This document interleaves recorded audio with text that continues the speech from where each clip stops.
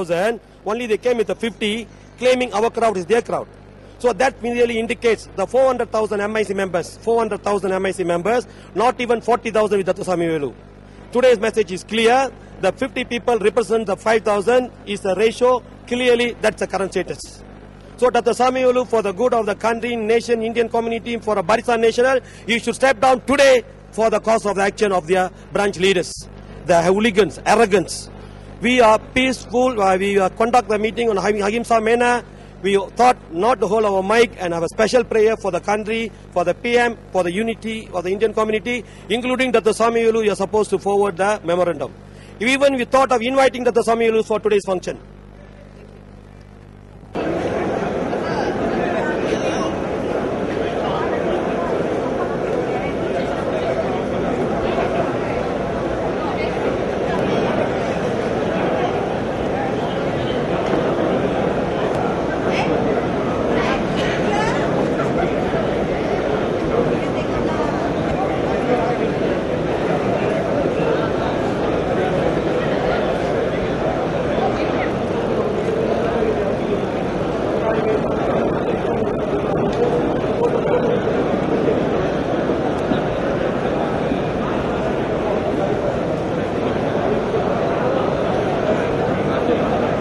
Dan hari ini kita akan mesej kepada Prime Minister tolong ambil tindakan dan halau Dr. Sri Samiyavelu hari ini jika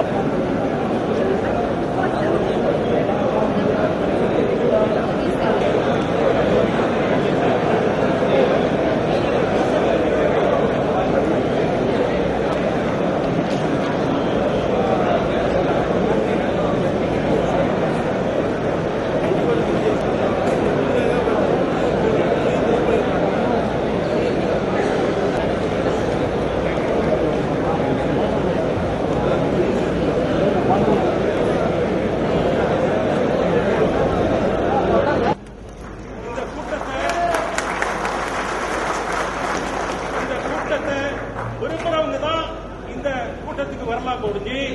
இந்த கூட்டத்தை விரும்பாதவங்க யாருக்கும் அதிகாரம் இல்லைங்க. தஸ்தாவிதிகள் இருக்குது. நாங்க எந்த விதமான தப்பான வழியில கூட்டத்தை நடத்தல. போலீஸ் தெளிவா சொல்லிருச்சு. மண்டபத்துள்ள கூட்டத்தை நடத்துறதுனால பெர்மிட் தேவை தெளிவா சொல்லிட்டாங்க. அதனால it's a legal meeting. We want a peaceful meeting. I hope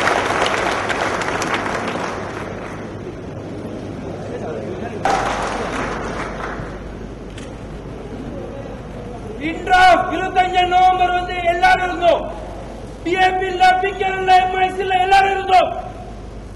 எல்லாரும் ஒரே சிந்தனை தான். நமது உரிமைக்காக தான் இருந்தோம். அஹிம்சா அஹிம்சா அஹிம்சா. தெரியும் நாம அமைதியான முறையில் தான் எல்லாமே செய்திருக்கோம். அதுக்காக நீங்க யாரும் எந்த கவலைப்பட வேணாம். நிச்சயமா நம்ம கோரிக்கை பிரதமர் சரி வானொலி மூலமா எல்லாரும் நடத்திய போராட்டத்திற்காக சிறை சென்றவர் சிறையிலிருந்து வெளியே வந்த பிறகு கடந்த 2 ஆண்டுகளாக எந்த ஒரு அனைவருக்கும் வணக்கம். நீங்க இங்க அழைப்போட திரண்டு வந்ததை பார்த்தது என்னோட மனசுக்கு ரொம்ப மகிழ்ச்சியா இருக்கிறது. நான் இங்க வந்திருக்கிற காரணமே சாமி கூப்பிடுற காரணத்தினால ஓம் இரண்டாவது நான் உங்களுக்கு நன்றி சொல்லணும். முதல்ல கேட்டுக்கொள்ளுங்க. எப்படி அப்படின்னு சொன்னா உரிமைக்காக தான் நான் போராடின ஒழிஞ்சு, ஆனா என்னைய நீங்க 16 மாசம் சுமந்தீங்க அல்லவா?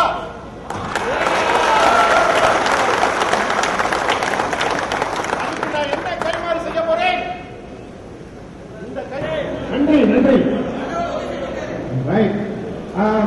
அதாவது இங்க நான் மற்றவர்களை தாக்கி பேசுவதற்கு வரல.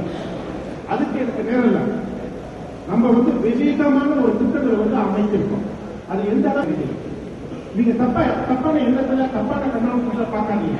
அதாவது என்ன அப்படின்னு சொன்னா எல்லா திட்டங்களும் நீங்க 7 வயசு எட்டுன பிறகுதான் ஒரு குழந்தை பள்ளிக்கூடத்துக்கு செல்ல முடியும். முதல் செல்வதற்கு வாய்ப்பு சந்தர்ப்பம் அரசாங்கம் வகுக்கணும் அப்படின்னு சொல்லி என்ன அப்படின்னு சொன்னா voting age இன்றைக்கு நீங்க உங்களுக்கு ஒரு வயசு வந்த பிறகுதான் நீங்க வந்து ஒரு வாக்காளிகள் அதை வந்து ஒப்புக்கொண்டாங்க அரசாங்கம் அப்படின்னு சொன்னா நெக்ஸ்ட் ஸ்டெப் வந்து என்ன செய்யலாம் அப்படின்னு சொன்னா you make it a concept. இது வந்து ஆரம்பத்தில் வந்து பெரிய திட்டம். இது வந்து நாங்கள் வந்து தொழிலாளர்கள் வந்து அவங்களோட ஆலோசனையை பெற்றுக் கொடுத்து இந்த திட்டத்தை வந்து இன்னைக்கு நாங்கள் undertaken a task to establish the first private primary school in this country. The first private primary school where we will this scheme. இது வந்து ஊழக்கால சிந்தனை. ஆனா இருந்தாலும் சமுதாயத்துக்கு பேரளவில் வந்து நன்மை கொடுக்கணும் அப்படின்னு சொல்லி நாங்கள் நினைக்கிறோம். And finally, we want the government to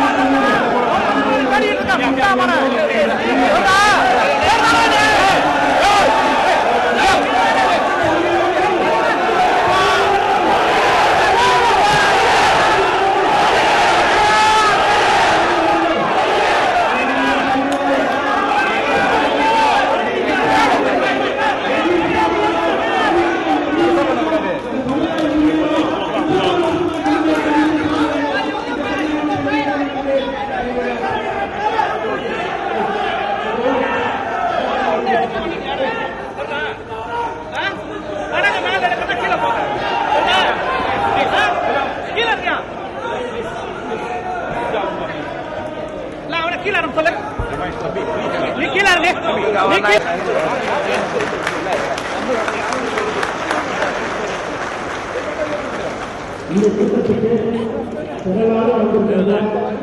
அனைவருக்கும் எனது மனமார்ந்த திட்டம் முன்மானம்